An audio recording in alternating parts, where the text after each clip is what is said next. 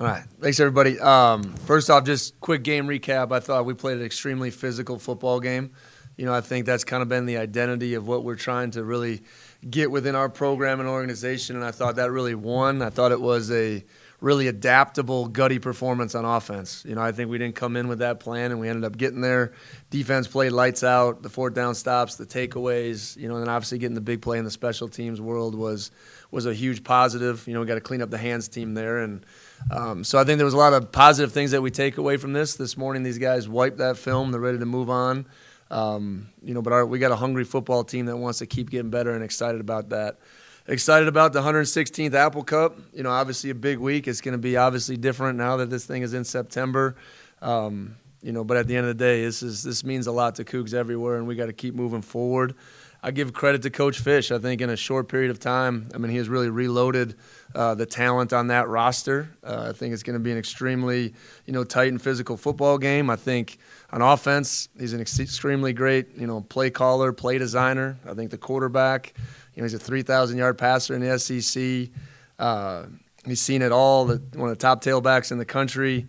I think obviously the wide receivers and their skill players are really dangerous, and they showed that last game with a bunch of big plays. Defensively, they probably got one of the best play callers in all of football, right? So very different defensively this year, very attacking, packaging. I think they got 8 sacks through the first couple games. They blitz 50% of the time. I think this is one of the most physical front sevens that I've seen in a while.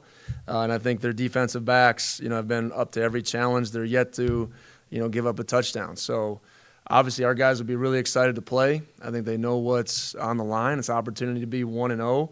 And to get the Apple Cup back in Pullman is a big deal. It always has been, always will be.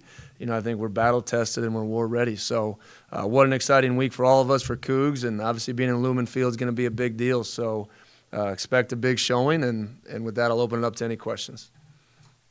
I know it's been, some more time since the whole, conference fell apart last year. Do you guys, it's always a little bit more personal playing UW, but do you guys feel any of that, extra juice now that some time has passed, or what's kind of your mind with that? No, are you a sky is falling guy, Greg? Are you a sky is falling guy? All right. It's one of those things. We're beyond past that. It's one of those things. This is the Apple Cup. I'm really glad that we have continued this tradition. I know it's obviously going to be on a new date. Iowa State has always played in the first 3 weeks, so that'll be part of the new tradition of this Apple Cup, and excited to take the field against a big crowd. This Apple Cup splits families and homes within our own state, and we're excited to continue on and be a part of it. Now, I was curious about Wayshawn. How did you guys kind of find him out of Grant Union, and just did you think he would play right away when you first got him here? Sac State camp is when we first found him. Even when he was a junior. Now, I don't want to say this the wrong way. Wayshawn used to be really heavy, right? He lost a lot of weight to get himself in the right shape and form, and you could really see his talents just really emerge. That's when he first got on our radar, and then he transferred his senior year to Grant. We offered him, really hoping that he wouldn't have that great of a senior year. I think he rushed for 2,000 yards, and it was one of those things I don't know if we're going to be able to hang on to this guy. And, we knew he had a great talent, but once you get it here and you see him live and in action, I think it's been really special. You're obviously a defensive coach. That's your past. But do you take any personal pride in having your defense be such a huge part of a win like Saturday's? Well, the best part of taking this away is that really good teams can win in a lot of different ways, right? First game, obviously the 70 points, and everyone's asking me about a struggling defense. Come out there, and this week just the opposite. Offense had to grind one out. Really good teams can win in a lot of different fashions. So through the first couple of weeks, that's a really positive thing, and our guys have leaned into that. Those 2 really good team wins, and that's what we'll need to continue to go as we go throughout this schedule. Efforts on your end, on your coach's staff end, go into having kind of a transformative week from the first game to the second game, and what's that going to require going forward? Well, I think teams in general, as an overall rule in coaching, that you get your biggest jump between game 1 and game 2. I talked last week at this time about half of our roster. It was the first time playing in a Pac-12 game for the Cougs. Now we have that type of experience. Even a guy like Chris Barnes, I think, sputtered a little bit last game, but it's good to get him out there. Chris is going to do big things. So our team needs to keep never being satisfied, stay humble, stay hungry, and keep wanting to improve, which that was the mood in the team meeting this morning. Materia said he wants to start games fast. Obviously, the last two, first two drives of the last two games, first drive of the last two games, excuse me, has some overthrows, nerves in the first game. Not sure what it was this game. What's that process like working with John to start fast? Well, we talk about starting fast a lot, and that's probably why it's on John's mind, and striking first and doing some of those things. But remember, sometimes, you come in with a game plan and we're going to run these plays, and all of a sudden you see something different. And, John's building that base level of experience to know that, hey, we ran this play against these looks all week. Hey, I got something different. Don't force it. Then you just forced that one. He would admit that. But to see him settle in after an early mistake was huge. And to play physical and confident and be able to play a different way. I mean, that's a style of football probably Washington State hasn't seen. I wouldn't even know when the last time we saw that style of football and rushing for that many yards and the quarterback being that dynamic with his legs. So we just kind of switched the ability, and John was a big catalyst for that. I think we talked about this a little bit last week, but just, again, Juvenski's kind of progression as a blocker, especially when you have John kind of running wild, he kind of has the onus fall on him. Hit that first block, and he did, it seemed like, time and time again. Can you just talk about the way you've seen him not just improve as a runner, obviously he gets the 2 touchdowns, but just as a total football player to where he can be that lead blocker on plays like that? Well, I think it starts with Javinsky as a man and who he is as a leader. He is all about the team. He is the undisputed leader of that running back group, and a group that we've really challenged. We've remade that in our 3 years here, and he takes it personal, that performance, and what we weren't able to do last year. So he is a complete back. I think we really challenged him to make sure he could catch the football, block, short yardage, open field, spread out, catch it. I mean, there's a lot of different things that I think are in his toolbox. And, he knows his role on this football team. And whether that's going to be carrying the ball 15 times or 3, he's going to go out there and show his best and do his job on any given play. And the blocking pieces have really been evident.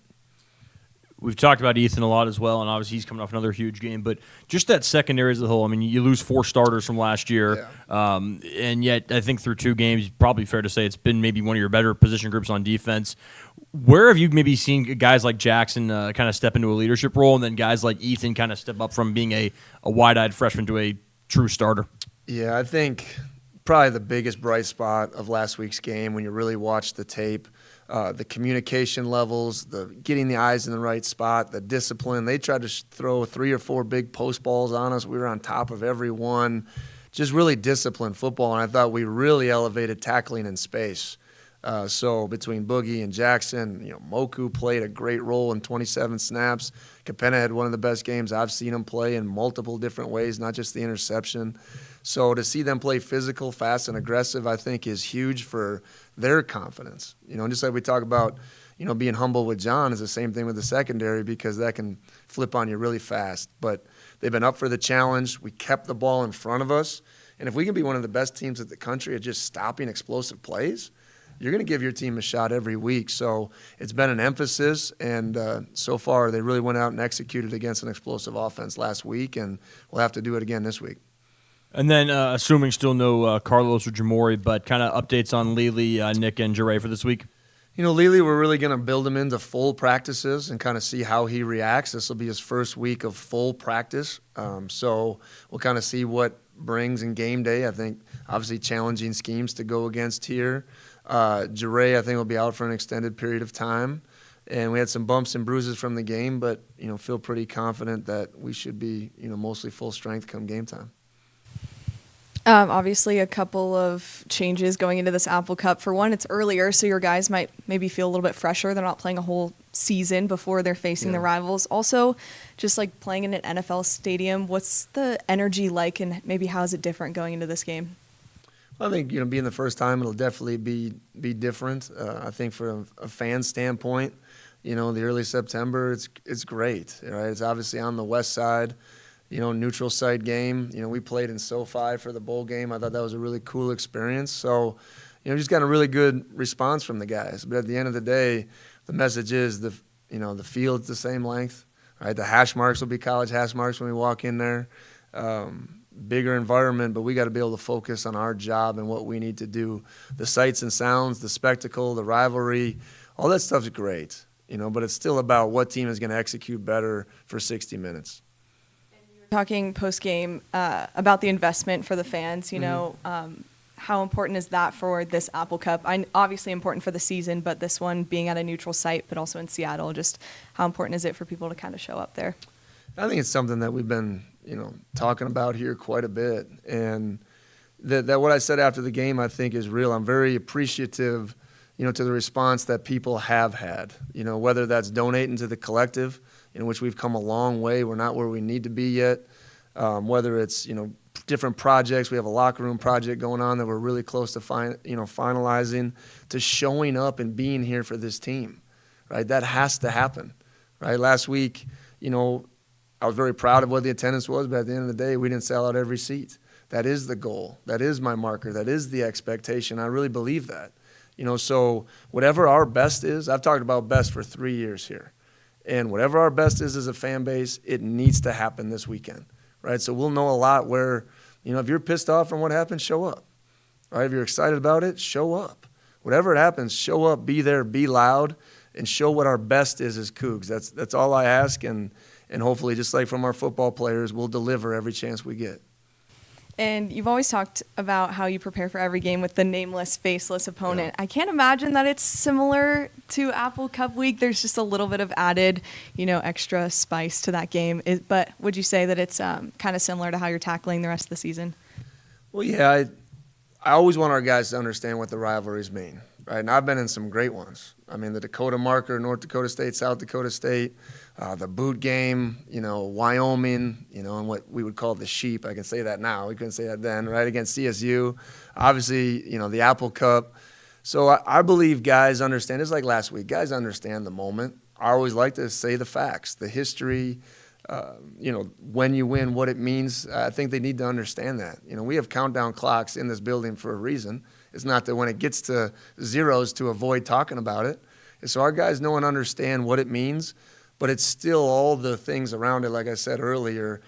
It can't just be all toughness and no technique when you get into a rivalry game. It can't just be all piss and vinegar and I forget what I'm supposed to do, right? So when you're in that moment, channel that energy. Make sure your energy dial is right. You're never too high, too low, whether that's going right or wrong throughout the course of that game. And make sure you're in that moment every moment. That's how you win big football games, and that's what it'll take again this week. Coach, we talked a little bit about Tyson on Saturday night, but going back and watching the film, it seemed like he kind of played with a little bit of ferocity and he was kind of chirping a little bit. Did he kind of take that game personally for some reason, or what did you just see overall from his performance? Great eye, because we challenged Tyson a lot, and I personally challenged Tyson a lot after game one. I thought he played timid. He wasn't quarterbacking. He missed some checks, and I thought he wasn't perfect. But he was aces the other night. He played physical. He played confident. That's the Tyson Durant I saw from the day he showed up all the way through fall camp. So just really proud of him. Whether it was nerves or excitement in the first game, whatever it was, he took hard coaching and he learned and got better. And I thought that's what you saw in that film. And we will need him to keep developing. But that was a big step in the right direction, and he quarterbacked our defense against a really tough offense. And obviously you have veteran captains, you have the leadership council. Is this a week where you're going to maybe make a few of those guys stand up in front of the team, especially some of these new Cougs, and kind of give them a sense of what this game week means?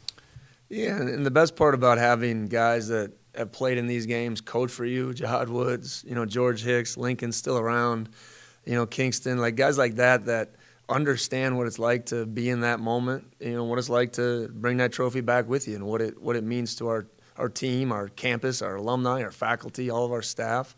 So, yeah, I think we'll pick and choose the right moments there. Once again, I don't want to make it too big, but I do want them to understand, what this moment means and why what we're going over there for.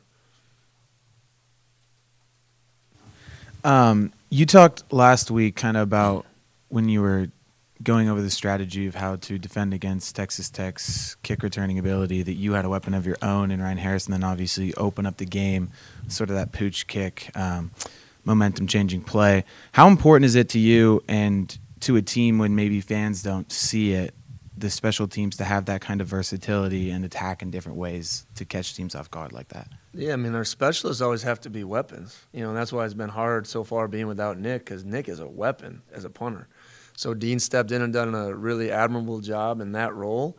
Like I said, Ryan, now we can just kick it deep and let him roll it out of the end zone. So, but obviously the big play, Tyson Durant's effort on that play, the perfect location, all of it was really well done. And, those guys are a big part of the team, the snapper. And, so everything that we do is kind of designed for those guys to be their best. And, I know Dean missed one, on Saturday, but we have full confidence in what he can do. So I think from my standpoint as a head coach, is confident to put these guys out there to execute in big moments. And you obviously just said that, good teams can win in different ways. I'm just curious for those skill guys, especially on the perimeter, those wide receivers, to go from a game in week one where, they're hitting those deep shots to change to a game where they're honestly more used as blockers the whole time. What does it show about those guys that they can just kind of flip the switch like that and then also do it effectively? Well, I think it's we over me. Does the logo mean more than my stats? And are you who you say you are? We've talked about that a lot. I've talked about it in fall camp. Do you, going into the season, man, I'll do anything for the team. Well, through the course of all the games, you got to be able to back that up. And that was one of those moments. Would I like to throw the ball better? Yes. Would I like to hit some second level, shots? Yes. We still have to be able to effectively throw the ball. We had some drops. There's a lot of learns within this tape that we can do better to help ourselves as well move the chains and not have to run John that much either. So it's a great learning experience, but I've been just really happy with the way our guys responded in those moments. And, they were celebrating like anybody else because we had a great team win. Coach, there's always been bad blood in this rivalry. I mean, it's called Husky Hate Week, Cougar Hate Week for a reason. But talking to the fan base right now, there's a real bitterness and a real kind of sense of hurt feelings in the Cougar fan base. How do you keep that from bleeding in and making the moment too large or getting that inside your head as you get ready? Still a rivalry week, still want to have an edge, but not get it too far. Yeah, I mean, that doesn't affect performance. I understand all the feelings, all the emotions, all those things, because I think all of us in this room have probably had some of those, right? However you sit on this deal. But at the end of the day, it's not going to matter that this game's moving forward. We get an opportunity to really go 1-0 in this new series, right? Big Ten versus Pac-12. And that's exciting. And we got to switch your mindset, because worrying about the past is not going to get us anywhere. It's all about what we need to do as Cougs to blaze a new trail for Washington State athletics. That's it, right? So let's look at it that way, and let's be excited and show up for this football game. You have won this game. When you're talking to your guys, maybe the ones who haven't been here, what do you tell them about the feelings of coming out on top in this rivalry? I mean, obviously that was definitely a unique moment, for Washington State, where we were at, what we've been through. I mean, just the pride that I have in that memory of that football game. And I don't think it'll ever be topped in my football coaching career and what that meant in that time.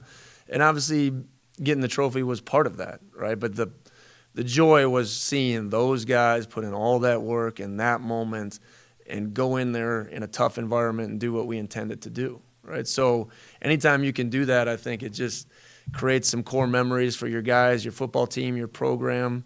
And being this early in the season, I think it can continue to springboard us in the team that we want to become. So, like I said, there's nothing more than 1-0 at stake, but the guys know what time it is, and we're excited for the challenge and the opportunity.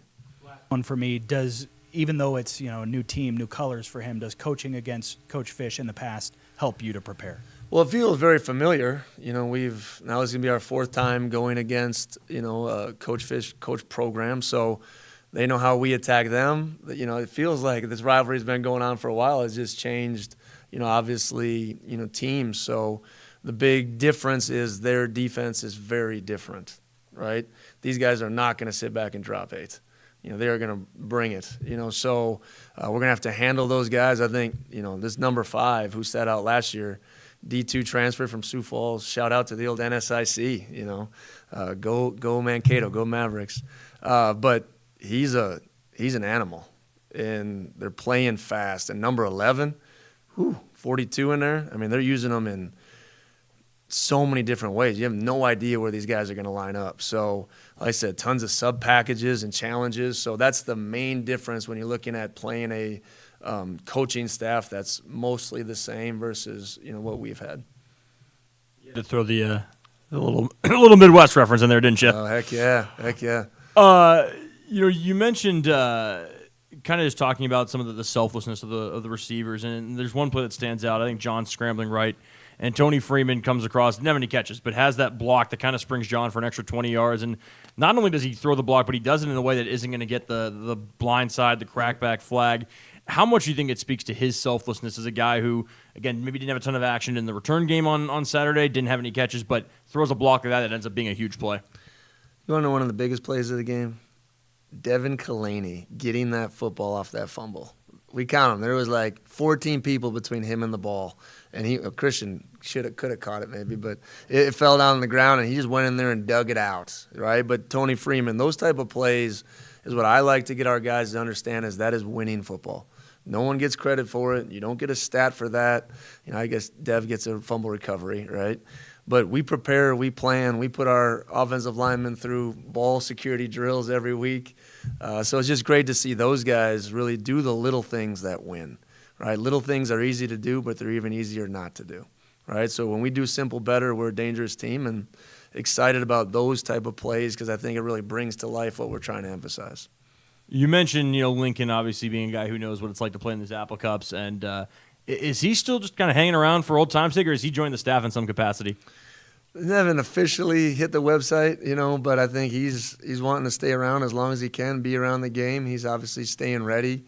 Hopefully he gets a kind of a USFL opportunity, and Link wants to play the game as long as possible. I support that. Until then, I love his energy, his focus, and kind of what he brings to our football team as a coach/student, volunteer assistant. There we go. And then you mentioned after the game Saturday, you thought Coach Leach might be disappointed. Your quarterback runs for almost 200 yards. Do you think he would have been more disappointed that the first two catches of the game went to a tight end? Well, there's a lot of truth to that. There's a lot of truth to that. He was like, those guys are a waste of time. What are we doing, right? Clarify. So you think Nick will be back on Saturday? I don't know. Nick will be a game time decision. We're still working through it. And then with UW, it seems like kind of the vibe around them seems to be that no one really knows, how good they could be just because they haven't really been tested yet against, Weber State and Eastern Michigan.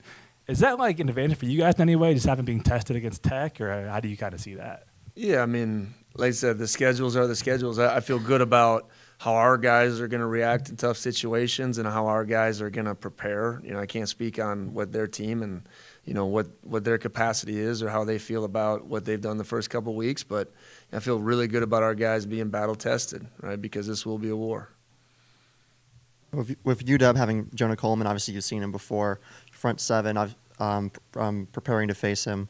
How confident are you? It seemed like between obviously one game, as we talked about, between the first game and the second game, defensive line and front seven at all just kind of stepped up in many aspects. But how confident are you that they're ready to handle a threat like Coleman in the run game? We got to do better than we did last year. That's the thing about playing a common guy. He was like a pinball off of us last year. His strike zones are small, right, and he's so powerful. So if you think you're just going to throw a shoulder on this guy, it isn't going to happen. So that isn't just one guy. It's keeping our angles. But I thought he did a really good job, and we didn't do a good enough job with our tackling plan. So our tackling plan against him is get 11 hats to the football, and you got to keep your angles and got to be able to run your feet and wrap and squeeze and just hang on to anything that you can get your hands on because he's so powerful. It's impressive to watch, right? So obviously he's very physical, and we got to match that physicality to have a shot to get him down. John, in his last press conference on Saturday, was talking about how eventually he may need to slide because it's a long season with his runs and all of that, even though he may have not been told to yet. What is your kind of philosophy when it comes to the balance of utilizing him as a weapon on the ground but also keeping your quarterback healthy? My number one philosophy in quarterback play is they have to play the way they're programmed to play. And as soon as you put fear, doubt, uncertainty into their mind, what are they thinking about? Right? Fear, doubt, and uncertainty, right? We'll teach John the appropriate times to do some things and to get out of bounds. But until then, John needs to play the way he plays. I felt the same way with Cam, and I just think as a quarterback, it's such a hard, difficult position to be thinking about anything else but your natural instinct, that God-given ability that you have and your strengths is the wrong message to put in there. So he took some hits now. I mean, there's no doubt about it. Like he's sore. He played like a running back position, but John's like, I love it. I felt good to get hit, right? Except for the one sneak. I don't think that felt good. So that's my philosophy on it. Yeah, I don't want to be naive to say, hey, we can't run him this much and take this many hits and putting him out there in all these dangerous situations. But at the end of the day, I want him to play the way he's capable of playing, and that is part of John's deal.